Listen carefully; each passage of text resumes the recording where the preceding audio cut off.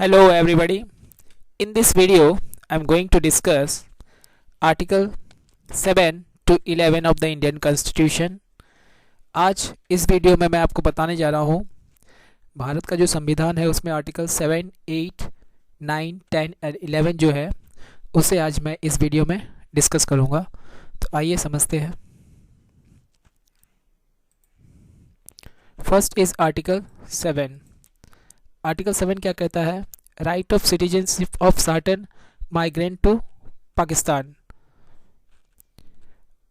जब भारत का विभाजन हुआ था, जब पार्टीशन हुआ था, उस समय इंडिया एंड पाकिस्तान जो दो देश बने थे, तो इंडिया से कुछ लोग जो है वो पाकिस्तान चले गए थे। उसके बाद वहाँ से फिर लगा कि नहीं, पाकिस्तान में नहीं रहना है, तो वो फिर पाकिस्तान से बैक होके फिर इंडिया में आए थे। तो ऐसे लोग जो कि पाकिस्तान से लौट कर इंडिया में आए थे, उसे किस तरह से नागरिकता उस समय दिया गया था वो आर्टिकल 7 बताता है। तो उसे समझते हैं कि अगर कोई व्यक्ति जो पाकिस्तान से इंडिया आ गए थे उसे नागरिकता किस तरह से दिया गया था उस समय, उसे हम लोग समझते हैं। Not with standing anything in article 5 and 6, a person who has after the first day of March 1947 migrated from the territory of India to the territory now included in Pakistan shall not be deemed to be citizen of India, provided that nothing in this article shall apply to a person who after having so migrated to the territory now included in Pakistan has returned to the territory of India under a permit of a resettlement or permanent return issued by or under the authority of any law, and every such person shall for the purpose of clause B of article 6 be deemed to have migrated to the territory of India after the 19th day of July 1948। तो ऐसे व्यक्ति जो कि first day of March 1947 के बाद पाकिस्तान गए हो, okay, first day of March 1947 के बाद वो पाकिस्तान चले गए हो, उसके बाद फिर क्या वो पाकिस्तान से इंडिया में आ गए हो, तो इन डैट केस उस व्यक्ति को किस तरह से भारत का नागरिकता मिलेगा? तो उसे फर्स्ट जो है एट दैट टाइम, उस समय क्या किया गया था, इंडियन गवर्नमेंट ने एक ऑफिसर अपॉइंट कर दिया गया था कि जितने भी लोग जो कि पाकिस्तान से इंडिया लौट कर आ गए हैं उसे क्या करना पड़ेगा, एक एप्लीकेशन फिलअप करके उस ऑफिसर को देना पड़ेगा जो कि अपॉइंट किए गए हैं भारत के जो सरकार है उस समय थे उनके द्वारा। तो वहाँ जाके रजिस्ट्रेशन करना पड़ेगा। रजिस्ट्रेशन करने के बाद एक एक उस समय परमिट दिया जा रहा था, परमिट फॉर रीसेटलमेंट। तो उसके तहत क्या होता है, रजिस्ट्रेशन करने के बाद उन्हें एटलीस्ट 6 मंथ तक इंडिया में रहना पड़ेगा। 6 महीने रहने के बाद ही जो है उसे भारत का नागरिक माना जाएगा। ओके, तो ये आर्टिकल 7 बोलता है। उसके बाद आर्टिकल 8 क्या है? Citizenship of certain person of Indian origin residing outside India. अगर कोई व्यक्ति जो है वो इंडिया के बाहर किसी और देश में रह रहा है, मान लीजिए यूएस में रह रहा है या फिर कनाडा में रह रहा है या फिर लंदन में रह रहा है, किसी भी देश में रह रहा है, तो ऐसे व्यक्ति को इंडियन सिटीजन कैसे माना जाएगा ये आर्टिकल 8 बताता है। The 8 article reads that any person who और either of whose parents or grandparents were born in India।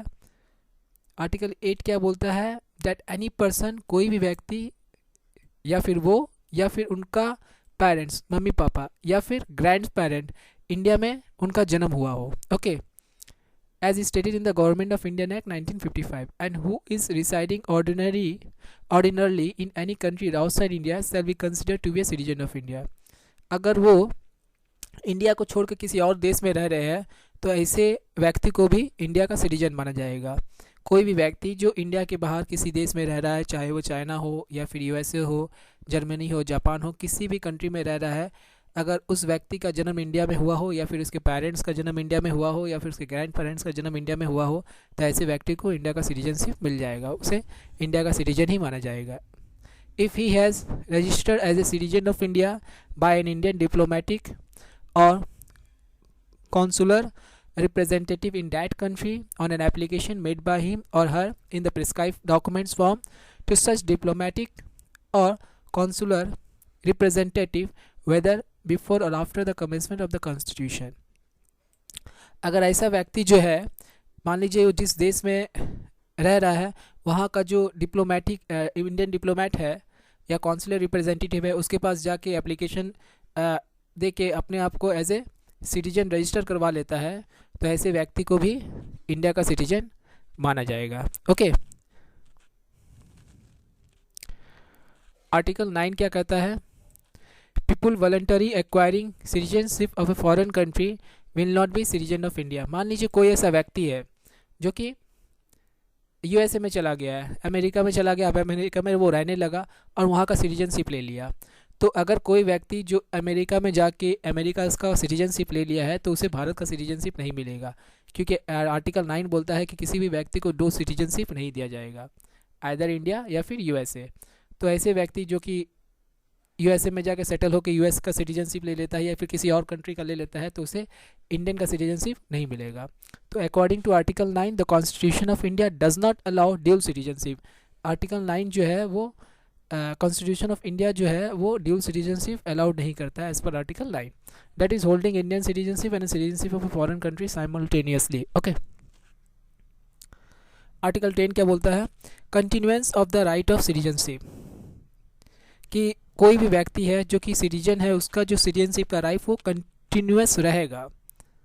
Okay, तब तक रहेगा जब तक कि वो ऐसा कोई काम ना कर दे जो कि कंट्री के अगेंस्ट में जा रहा है जिससे उसका सिटीजनशिप छीन लिया जाए। तो आर्टिकल 10 ये बोलता है कि उस व्यक्ति का जो जिसको सिटीजनशिप दिया गया है उसका सिटीजनशिप जो है वो कंटिन्यू रहेगा, नागरिकता बना रहेगा जब तक कि कोई वो ऐसा कार्य ना कर दे जो कि देश का अगेंस्ट में जाए। Okay, article 10 states that every person who is or is deemed to be a citizen of India in any of the proceeding provisions of this part shall subject to the provisions of any law that may be made by parliament still be a citizen. Okay, article 11 क्या बोलता है? Parliament to regulate the right of citizenship by law.